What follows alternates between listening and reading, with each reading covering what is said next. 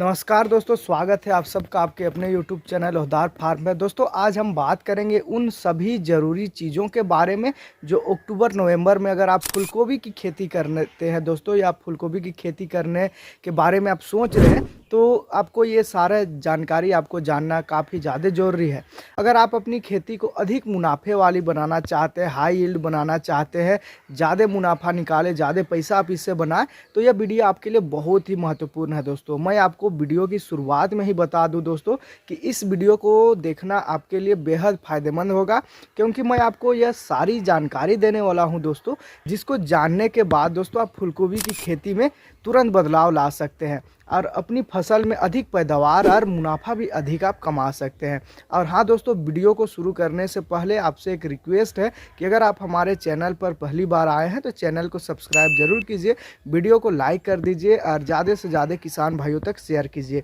क्योंकि हमारी जो भी वीडियो आने वाली है दोस्तों वो बहुत ही ज़्यादा जानकारी के साथ आने वाली है। तो वीडियो मिस ना हो, इसके लिए चैनल को सब्सक्राइब ज़रूर कीजिए। दोस्तों अगर आप सोच रहे होंगे कि आखिर फूलगोभी की खेती क्यों इतनी खास है, क्यों हमें इसकी करनी चाहिए, क्यों फूलगोभी ही क्यों लगानी चाहिए, कोई और फसल क्यों नहीं लगा सकते, तो दोस्तों अभी का जो मौसम चल रहा है इसमें हमें बोना बहुत ज़्यादा फायदेमंद होता है, क्योंकि फूलगोभी सिर्फ एक सब्जी नहीं है दोस्तों, यह किसानों की कमाई का एक मजबूत स्रोत है जिसे किसान ज़बरदस्त मुनाफा निकाल सकता है। और सही समय पर अगर आप बुआई करते हैं, सही मिट्टी डालते हैं और इरिगेशन सिस्टम आपका सही है, यानी कि सिंचाई का व्यवस्था आपका सही है और सही तरीक़ा से आप देखभाल करते हैं दोस्तों, तो आपको उम्मीदों से भी ज़्यादा पैदावार आप इससे निकाल सकते हैं। मैं आपको बताऊंगा दोस्तों कि कैसे छोटे छोटे बदलाव आपकी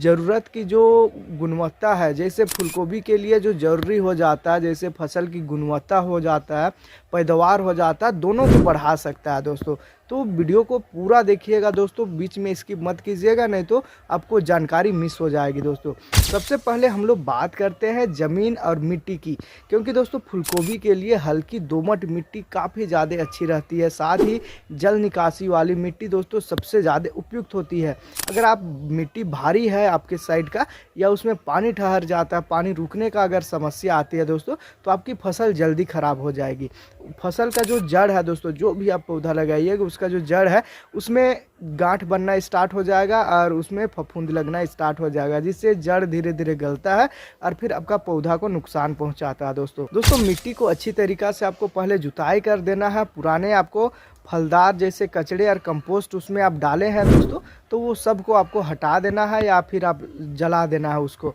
फिर मिट्टी को जुताई करके पूरा उपजाऊ वाली मिट्टी आपको बनाना है। पौधे की जड़ को ये काफ़ी ज़्यादा मजबूत करता है, साथ ही पानी को सोखने का ज़बरदस्त इंतज़ाम भी करता है, ताकि बारिश का जो पानी होता है वो सीधे आपका खेत के अंदर चला जाए दोस्तों। अब बात करते हैं बीज की, क्योंकि फूलगोभी के लिए बीज चुनना काफ़ी ज़्यादा ज़रूरी हो जाता है। और फूलगोभी की कई हाई यील्ड वैरायटी भी उपलब्ध है दोस्तों, जैसे कि पूसा का स्नो बॉल है, वाइट बॉल है और अर्ली प्राइड जैसे है, और सीमेंस का आ जाता है और जेके का आ जाता है। ऐसे बहुत सारे वैरायटी मार्केट में उपलब्ध है दोस्तों। मैं आपको बता दूं कि किस बीज का आपको चुनाव करना चाहिए, तो हमेशा आपको सर्टिफाइड बीज का ही आपको चुनाव करनी चाहिए दोस्तों।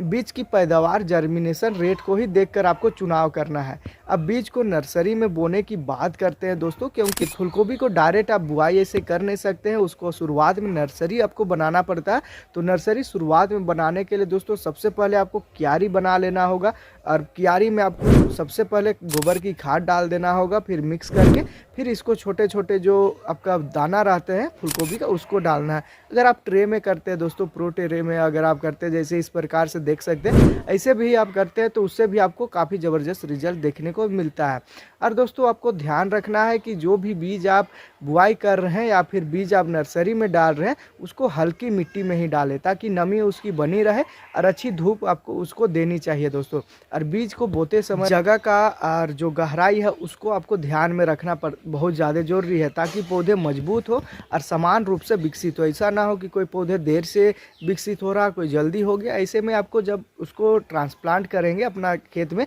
तो उस टाइम में दिक्कत काफ़ी ज़्यादा हो जाती है। जब नर्सरी आपका 25 से 30 दिन का हो जाए दोस्तों, तो उसकी जो ग्रोथ है वो मजबूत दिखे आपको, तब उन्हें मेन फील्ड में यानी कि जो मेन खेत है उसमें आपको ट्रांसप्लांट कर देना है, यानी कि उसको डायरेक्ट रोपाई कर देना है। अगर आप रोपाई करने की बात करते हैं दोस्तों, तो आप क्यारी बना करके भी आप रोपाई कर सकते हैं या फिर आप बेड मार करके भी आप रोपाई कर सकते हैं। अगर आपके पास ड्रिप सिस्टम है दोस्तों, तो आप बेड मार ले, मल्चिंग डाल दें, उसके बाद इसमें रोपाई करते हैं तो उससे ज़बरदस्त आप उत्पादन ले सकते हैं, क्योंकि उससे खरपतवार काफ़ी हद तक कम हो जाते हैं। और ड्रिप के माध्यम से आप करते हैं तो हर एक पौधे के पास अच्छा खासा जो दवाई है दोस्तों, जो इसका ग्रोथ के लिए जो आप डालेंगे न्यूट्रिएंट्स यानी कि खाद जो भी डालेंगे वो डायरेक्ट पौधा तक ही पहुँचे। अगर आप बेड मार करके आप करते हैं, इससे काफ़ी ज़्यादा आपका समय का भी बचत हो जाएगा दोस्तों, और पानी का भी आप बचत कर सकते हैं। दोस्तों खेतों में लाइन बनाने के बाद पौधे को उचित दूरी पर आप लगा रहे हैं तो भी ये बहुत अच्छा रहेगा दोस्तों। इसका जो डिस्टेंस है यानी कि जो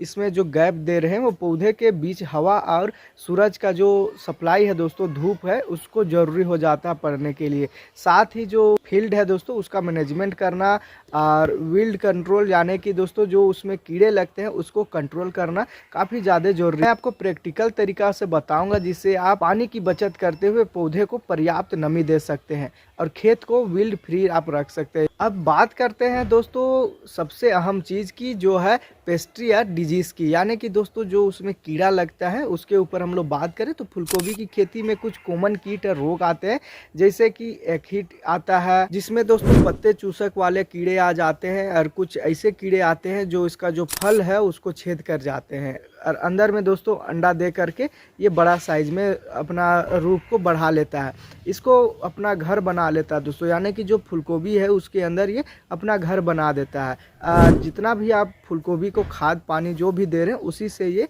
अपने आप का विकास करता है। इस कीड़े को से बचाने के लिए दोस्तों आप बीच बीच में आप रासायनिक दवाई का स्प्रे आप कर सकते हैं, और फिर बीच बीच में दोस्तों आप खरपतवार जैसे नियंत्रण भी करते हैं तो भी ये कीड़े आराम से आप कंट्रोल में ला सकते हैं दोस्तों फूलगोभी को सही तरीक़ा से अगर आप खाद देते हैं तो आपको बहुत अच्छा रिजल्ट आप देख सकते हैं। अगर खेती कर रहे हैं तो आपके लिए काफ़ी अच्छा रहेगा, और इससे पौधे के जो ग्रोथ और जो हेल्थ रहता है दोस्तों वो भी काफ़ी अच्छा रहता है। और साथ ही अगर आप रासायनिक का प्रयोग करना चाह रहे हैं, रासायनिक खेती आप कर रहे हैं, तो नाइट्रोजन यानी कि यूरिया आप ले सकते हैं, फास्फोरस ले सकते हैं, पोटास का आप चुनाव करके फूलगोभी की बढ़ाव के लिए, डेवलपमेंट के लिए आप इसका इस्तेमाल आप कर सकते हैं। दोस्तों आप माइक्रो न्यूट्रिएंट्स लेते हैं जैसे ब्रोनो और मैग्नीशियम की ज़रूरत पड़ती है, तो अगर आप गोबर खाद से भी करना चाह रहे हैं तो इससे भी काफ़ी अच्छा रिजल्ट निकल सकता है। अगर आप कोशिश कीजिए दोस्तों आप जैविक खेती ही कीजिए, जैविक खाद डाल करके ही खेती कीजिए, क्योंकि अगर आप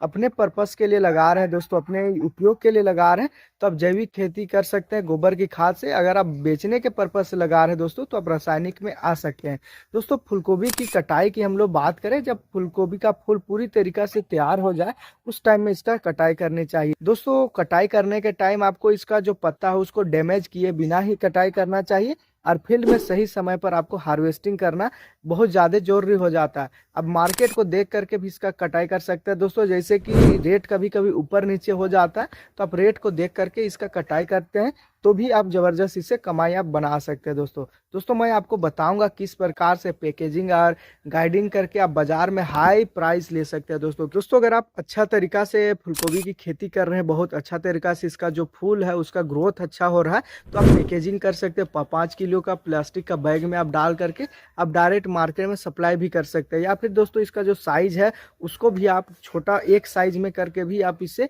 अच्छा खासा प्रॉफिट निकाल सकते हैं, क्योंकि इसका जो मांग है दोस्तों वो खास तौर पे होटल और ढाबों में काफ़ी अधिक होता है, और घर में भी इसका मांग बहुत ज़्यादा रहता है। तो मार्केट में जब आप अपना फूलगोभी लेके जाते हैं दोस्तों तो तुरंत ये बिक जाता है। तो आपको कोशिश करना है दोस्तों कि आप पहले ही छटाई करके ले जाएं, जो खराब पीस है उसको आप साइड कर ले और अच्छे पीस को आप ले जा सकते हैं। जिसको क्या होता है दोस्तों कि जो हमारे जो व्यापारी हैं वो ख़राब पीस के वजह से अच्छे पीस का जो रेट है उसको भी कम कर देते हैं, बोलते हैं कि ये तो पूरा ख़राब पीस है, ये सारा चीज़ ऐसे ख़राब हो जाएगा। तो इसीलिए शुरुआत में आप इसको छटाई कर सकते हैं। छटाई करने से होता ही ये है दोस्तों कि आपको अच्छा रेट मिलता है, मतलब पूरा आपका जो फ्रेश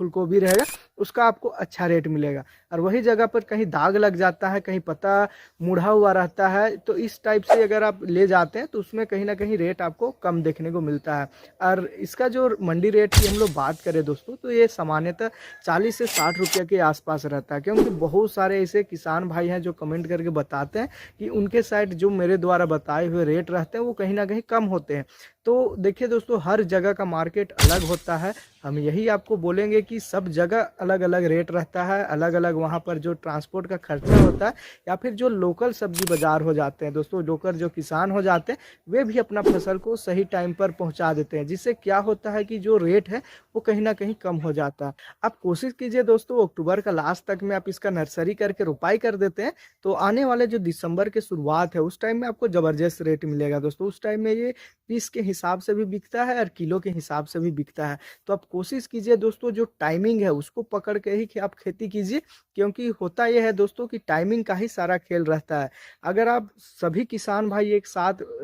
एक ही तरीका से अगर फसल लगा करके मार्केट में ला रहे हैं, तो जाहिर सी बात है दोस्तों कि जो रेट है वो कहीं ना कहीं आपको कम मिलेगा। और वही अगर आप मार्केट गए तो आप देखते हैं कि कौन सा महीना में कौन सा टाइमिंग में इसका जो रेट है वो कम होता है, तो उस टाइम में आप लगा करके निकालते हैं अपना फसल को, तो आपको ज़बरदस्त रेट आप उससे निकाल सकते हैं दोस्तों। दोस्तों, हमने आज की इस वीडियो में पूरा डिटेल में जाना कि फूलगोभी की खेती के बारे में क्या ज़रूरी है, मिट्टी से लेकर के बीज बीज से लेकर के ट्रांसप्लांट, और इसका जो दवाई है, कंट्रोल है दोस्तों, उसके बारे में। दोस्तों, अगर आपकी कोई सा भी राय है तो आप हमें कमेंट करके ज़रूर बताइए, ताकि हम आने वाले जो वीडियो है उसमें उस चीज़ को कवर कर सके। और दोस्तों, अगर वीडियो आपको पसंद आया, आपकी काम का लगा, तो वीडियो को लाइक ज़रूर कर दीजिए। अगर आप चैनल में नए हैं तो चैनल को सब्सक्राइब ज़रूर कीजिए। तो मिलते हैं दोस्तों एक और नई बेहतरीन वीडियो के साथ, तब तक के लिए धन्यवाद।